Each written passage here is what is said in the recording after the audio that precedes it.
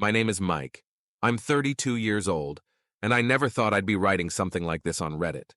But I need to get this off my chest because the last 3 weeks have turned my life into some kind of surreal nightmare. It all started 4 days before Christmas. I was at work, finishing my quarterly report and planning what to get my dad for Christmas. We've never been particularly close, but I've been trying to improve our relationship over the last few years, especially since he married Sharon 7 years ago. She's 15 years younger than him, and to be honest, we've never gotten along. My phone vibrated, a voice message from my father. He usually just called or texted. He rarely sent voice messages.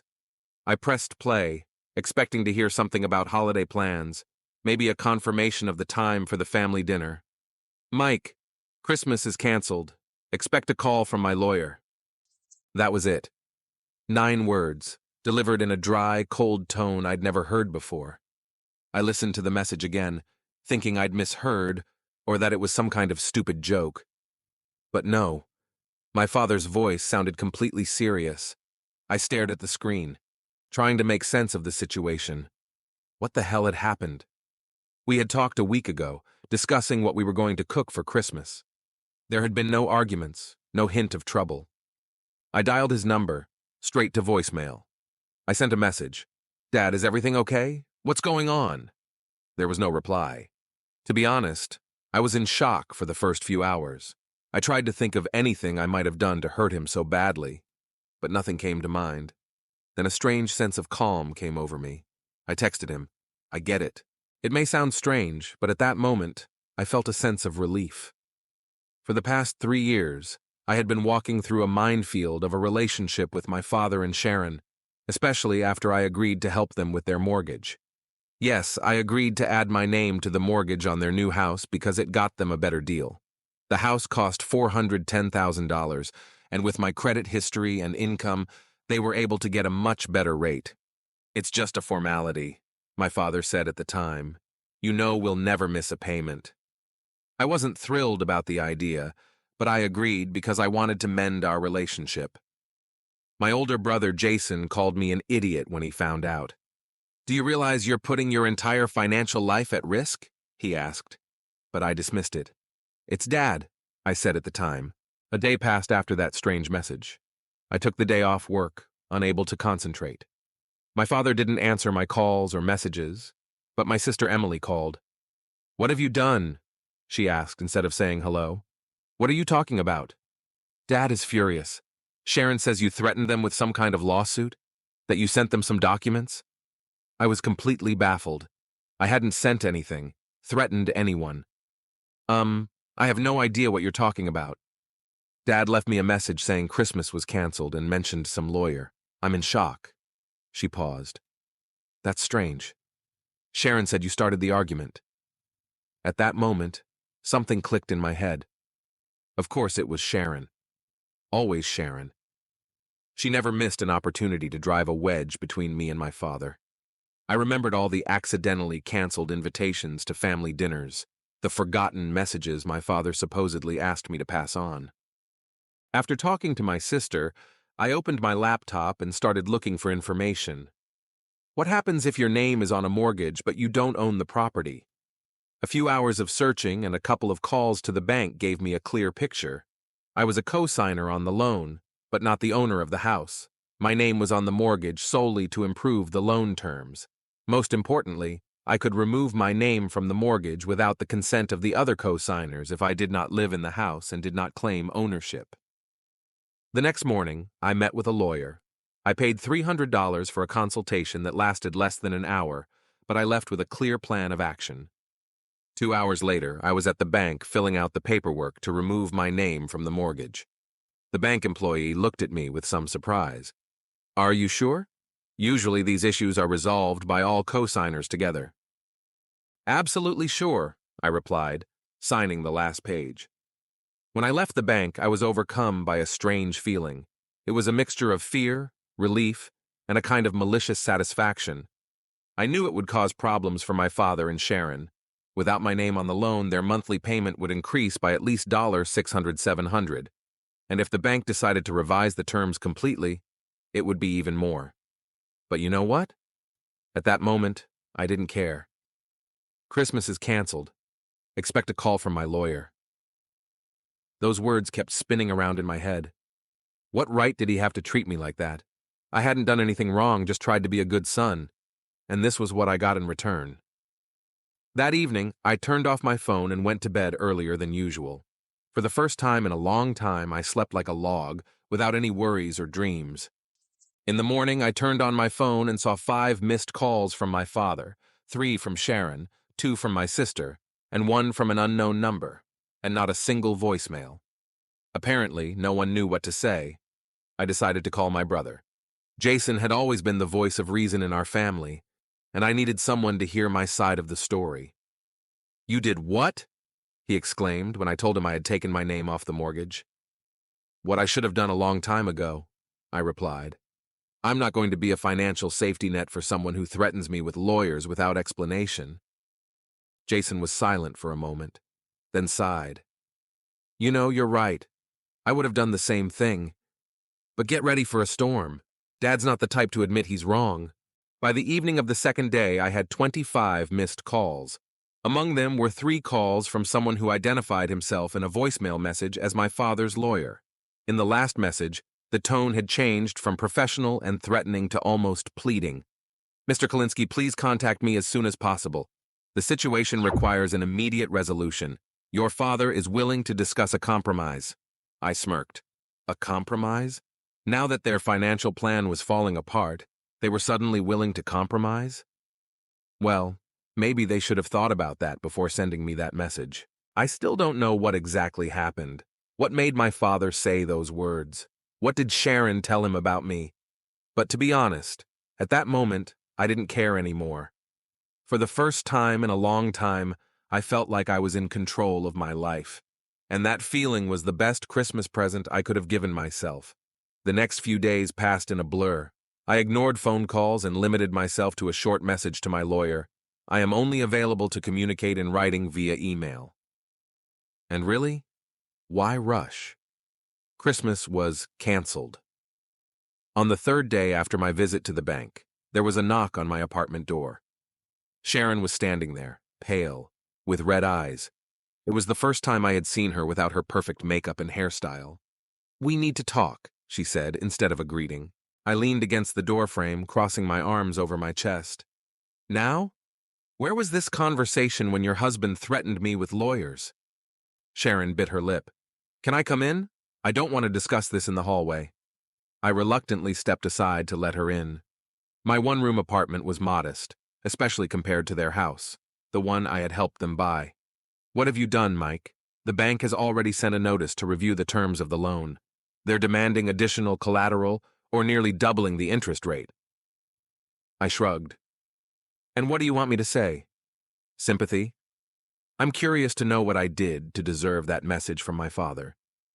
Sharon lowered her eyes. "Your father was upset. He didn't mean it." "What exactly happened, Sharon? I'm tired of these games." She sighed and sat down on the edge of my sofa. "I told him you were planning to sue us over the house, that you wanted a share of the property." I stared at her, not believing my ears. "What? Why did you say that?" "I saw you talking to the real estate agent at the Thompsons' party, the same real estate agent who appraised our house a year ago. Then you asked Dad for the house documents." I laughed, though it was a laugh of despair, not amusement. "Seriously? I was helping a friend choose an apartment, so I asked the real estate agent for his business card. I asked for the documents on your house because I needed a statement of joint obligations for my bank. I was going to refinance my student loan." There was a heavy pause. Sharon stared at the floor. "And you didn't think to just ask me, instead of making up some crazy conspiracy theory?" "I tried to talk to your father, but he got angry right away. He's always been quick-tempered, you know." "Oh yeah, I know. And you played on that, didn't you?" I didn't hide my bitterness. "You never treated me like part of the family, not from the beginning." Sharon stood up. "Listen, I came here to offer a solution. We can put 15% of the house in your name. You'll get your name back on the mortgage, and everyone will be happy." I looked at her suspiciously. "You really think I can be bought after all this? It's not about the money or the share of the house. It's about the trust that's been broken. the respect that was never there. "Your father loves you, Mike," her voice faltered. Funny coming from someone who's being used as a go-between. Why didn't he come himself? Sharon looked away. "He's too proud." "No, Sharon, he's too cowardly. And I'm not going to play into this dysfunctional dynamic anymore." When the door closed behind her, I felt a strange emptiness inside. Part of me wanted to call my father to try to clear things up, but another part, the part that had spent its entire life trying to earn his approval, was finally tired. That evening, I wrote a letter to my father's lawyer, clearly stating my position. I had acted within the law, I had no claim to the house, and I had no obligation to the mortgage, which I had legally renounced. I offered to let them sell the house if they couldn't afford the payments, or to find another co-signer. Emily called the next day. For the first time, I heard sympathy in her voice. "I talked to Dad," she said. "Sharon really talked his ear off. But Mike, he's panicking now. They could really lose the house."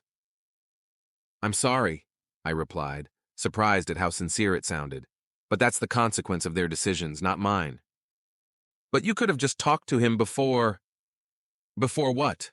Before defending myself? He didn't try to talk to me. He threatened me with lawyers. On Christmas, Em. On fucking Christmas." There was silence on the other end of the line. Then Emily said quietly, "I understand. And to be honest, Dad always did that.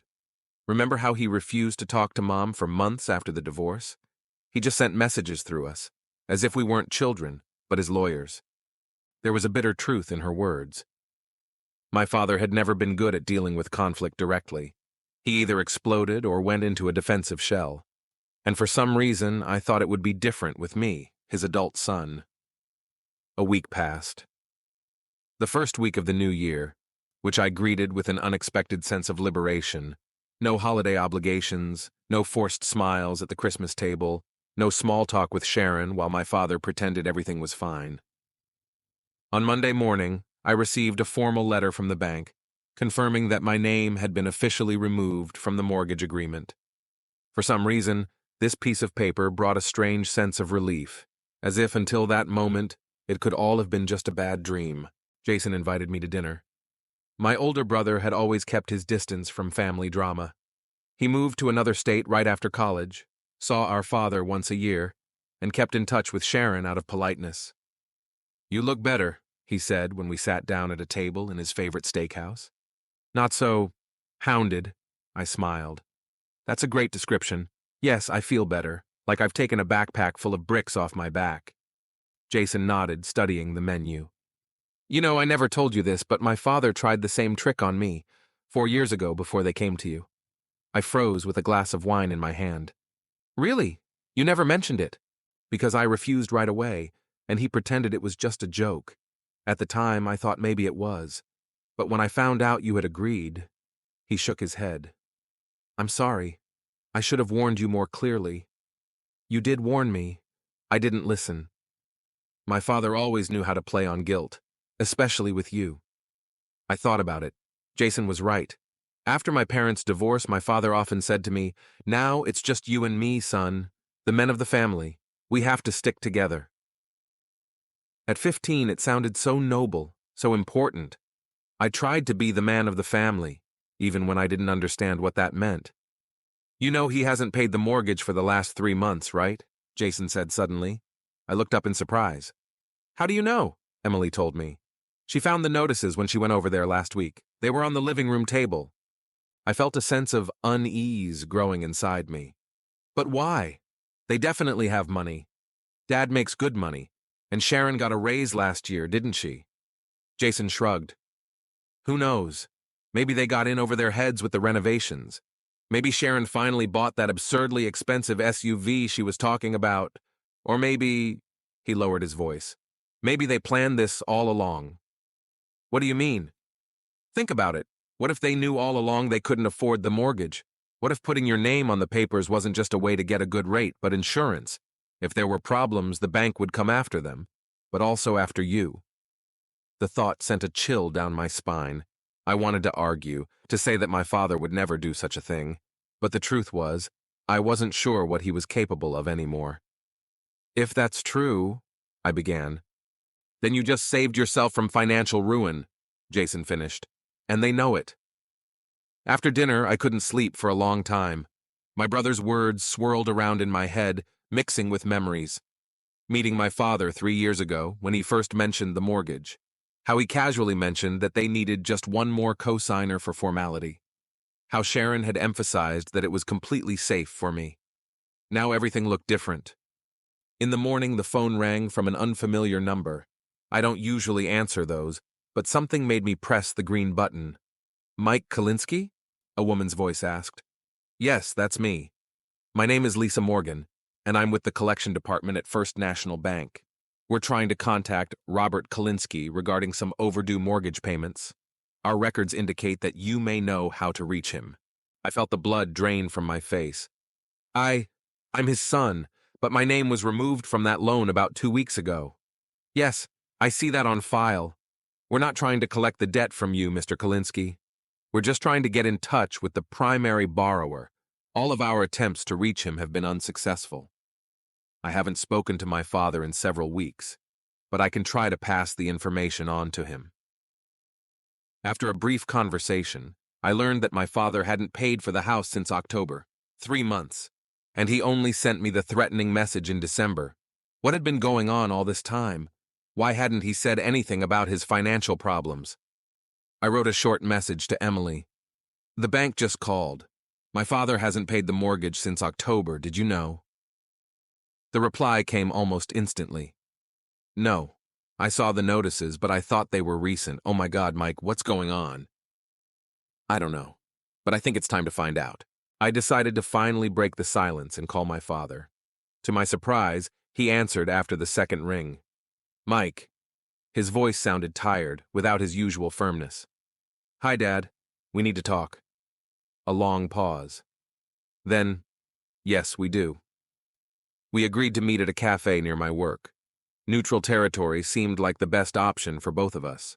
When I saw my father entering the cafe, I was struck by how much he had aged in just a few weeks. His wrinkles had deepened, his shoulders had slumped, even his gait had changed. He walked more slowly, as if each step required effort. Thanks for agreeing to meet, he said, sitting down across from me. I nodded, not knowing where to start. In the end, I decided not to beat around the bush. The bank called. You haven't paid your mortgage since October. He looked down. Yes, why? My father sighed deeply. First, it was the roof repairs. It cost more than we planned. Then Sharon's car broke down and we had to buy a new one. Then Christmas. And instead of talking to me, you decided to send me that message? Christmas is canceled? Expect a call from my lawyer? Seriously, Dad? He grimaced. I was panicking. Sharon said you wanted to sue us, that you were going to demand a share of the house. And you believed her? Without asking a single question? Without talking to me? I didn't know what to think. You asked about the house documents. You talked to our former real estate agent. For my own refinancing. God, Dad, was it really that hard to just ask me? He finally looked up. There was a mixture of shame and stubbornness in his eyes. I was wrong, Mike. I admit it. But what you did after that, taking your name off the mortgage without warning, was your message a warning? You threatened me with lawyers. I was furious. People say stupid things when they're angry. I shook my head. No, Dad, grown-ups don't do that. Grown-ups talk. They solve problems together. They don't hide behind their wives and lawyers. I was trying to protect my home. His voice trembled. At the expense of my financial future? Do you know that if the bank started foreclosure proceedings, my credit rating would be ruined? I wouldn't be able to get a loan, a mortgage, maybe even rent a decent apartment. Did you realize that when you stopped paying, knowing that my name was still on the documents? I could tell from the look on his face that he hadn't thought about it, or didn't want to think about it. Sharon said everything would be fine. Sharon, always Sharon. Didn't you ever try to think for yourself? Didn't you ever try to remember that you have a son whom you dragged into this mess? My father pressed his lips into a thin line. I didn't ask you to get out of the mortgage. And I didn't ask you to threaten me with lawyers. See, we both did what we thought was best. We sat in silence. Somewhere in the back of the cafe, unobtrusive jazz music played. People around us laughed, talked, lived their lives, unaware of the little drama unfolding at our table. "What now?" my father finally asked. "What now?" my father asked.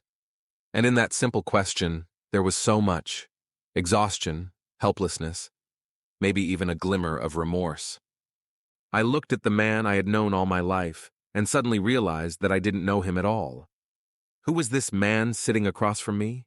The father who taught me to ride a bike and praised me for my good grades? Or a grown child who is incapable of taking responsibility for his actions? "I don't know, Dad. I really don't. Your house is in foreclosure. My name is no longer on the mortgage, and I'm not putting it back. No matter what Sharon says, no matter what your lawyer says, it's not an option." He slumped even further, as if each word I said added weight to the invisible burden on his shoulders. "I understand," he said quietly. "I wouldn't do it either if I were you." This admission surprised me. I had expected resistance, accusations, maybe even manipulation, but not this quiet acceptance. "Sharon and I talked to another bank," he continued. "They can offer refinancing, but the terms—" "Terrible," I guessed. He nodded. "We're losing the house, Mike. If nothing changes, we'll have to sell it in a couple of months." Strangely, I didn't feel any schadenfreude or satisfaction, just fatigue and a kind of detached regret. "Maybe it's for the best, Dad. Sell the house before the situation gets critical. Buy something smaller that you can really afford." "Sharon doesn't want to hear about it," he shook his head. "She says it would be an admission of defeat. What do you think?" My father was silent for a long time. Then he ran his hand over his face, as he always did when he was exhausted. "I think we've gone too far trying to impress people who don't give a damn about us." There was more honesty in that sentence than in all our conversations over the past few years. I felt something stir inside me. Not forgiveness, no, but maybe the first step toward understanding. "You know," I said, "when you sent me that message, I was shocked. But then I felt something like relief, like I was finally allowed to stop pretending everything was okay." My father looked up. "I shouldn't have said that. I was furious. Sharon showed me your messages to the realtor." "Wait, what? What messages?" He took out his phone, scrolled through something, and showed me the screen. There was a conversation between me and Mark Thompson, the real estate agent who sold them the house. Only it wasn't my conversation. I had never written anything like that. "Dad, this is fake. I never wrote any of this. I don't even have this real estate agent's contact information." He frowned, staring at the messages. "But it's your name, your photo. Anyone can create a fake profile. Sharon showed you a screenshot, right? She didn't let you see it on her phone?" I could tell from his face that I had hit the nail on the head. "Oh my God," he whispered. "Why would she do that? I think you need to ask her that, and maybe a lot of other things." We sat in the cafe for another hour. We talked about a lot of things: my job, his brother's health, the weather, everything except Sharon and home. It was as if we both needed a break from the difficult conversation. When we finally said goodbye, I felt a strange sense of calm. Not happiness, not joy, but at least not the exhausting anxiety that had been haunting me for the past few weeks. Emily called that evening. "How did your meeting with Dad go?" "Strange," I replied honestly. "I found out that Sharon faked the correspondence to convince him that I was planning to sue for the house." "What?" My sister's voice was filled with genuine outrage. "Mike, this is beyond the pale." "I know. I think he's finally starting to see her for who she is." "So what now? Are you going to put your name back on the mortgage?" "No. That ship has sailed. They'll have to sell the house." Emily was silent for a moment. "Maybe it's for the best. That house always seemed so pretentious, not like Dad." I smiled. Emily always had a way of seeing the essence of things. "Yeah, it wasn't his style. Remember our old house? With the peeling paint and creaky floorboards? And that huge oak tree in the yard. Dad always complained that it blocked the sun, but he never agreed to cut it down."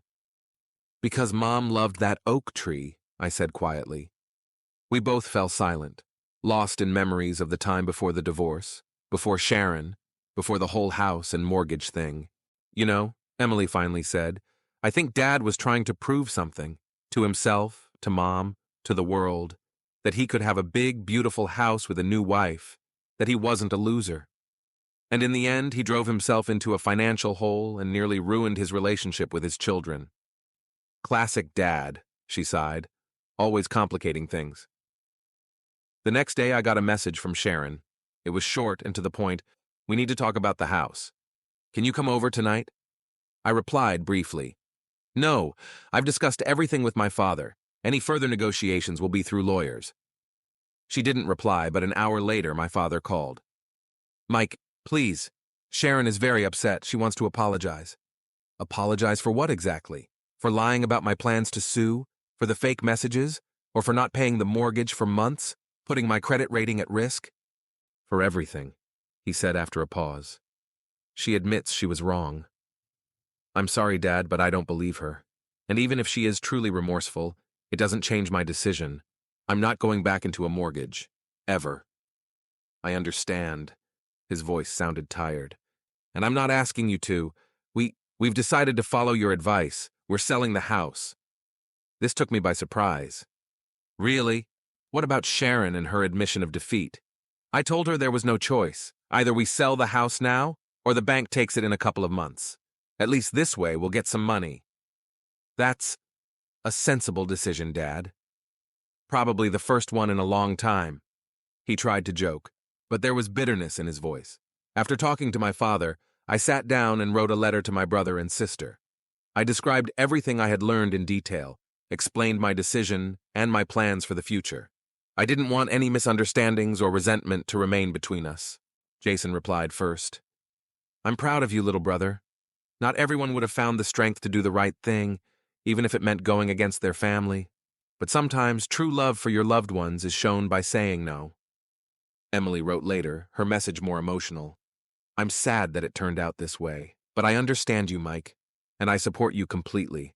Dad has only himself to blame for letting Sharon manipulate him all these years. Maybe this will be a lesson for him. I hoped she was right, that we would all learn something from this painful situation.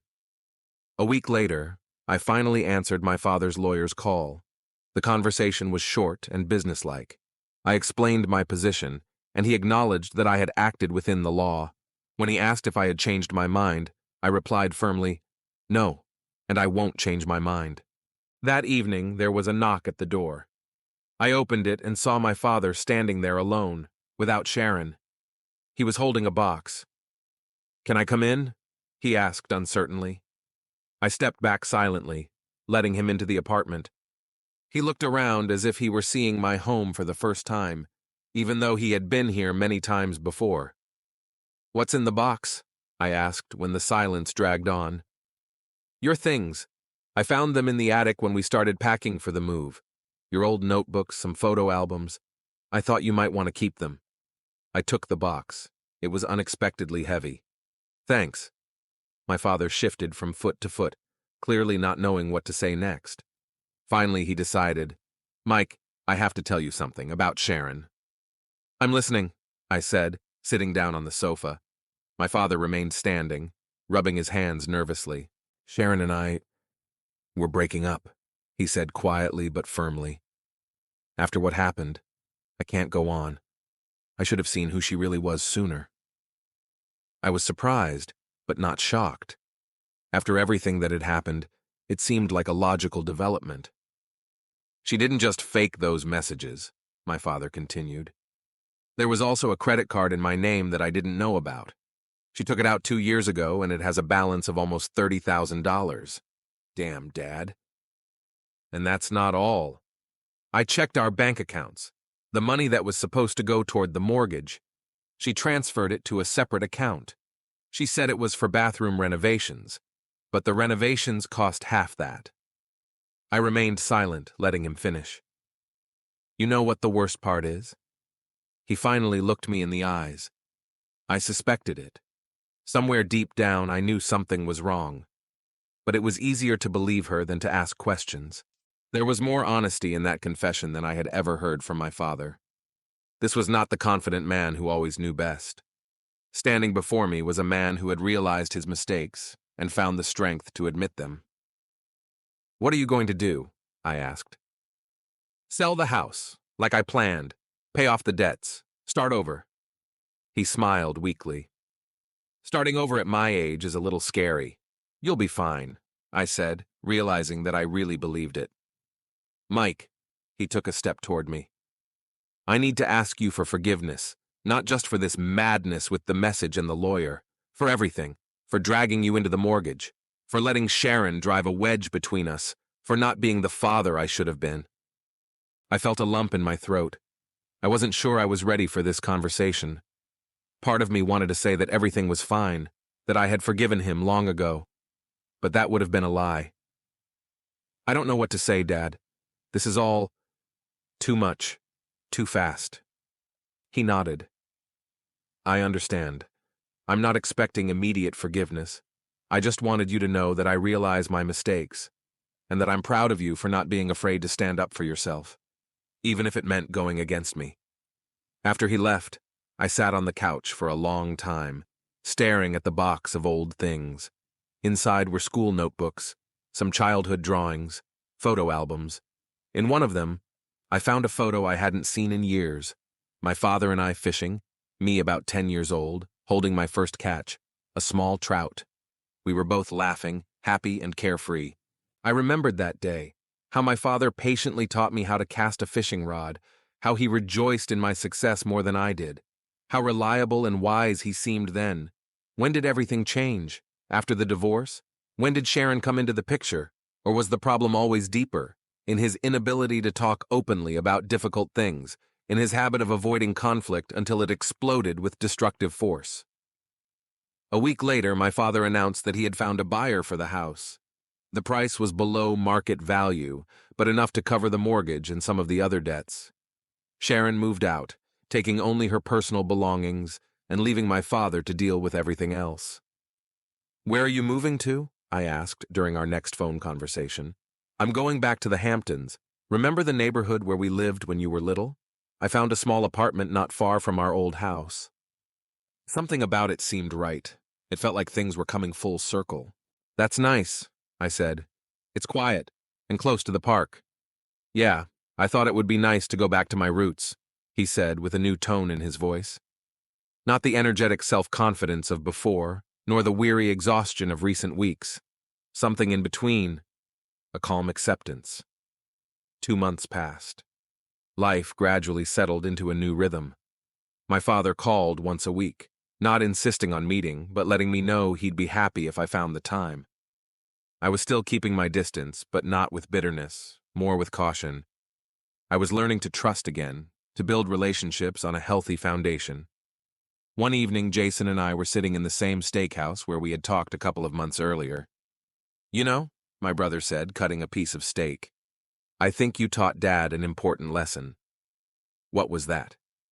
"That you can't just use people, even your own children, and expect to get away with it. That trust has to be earned." I thought about what he said.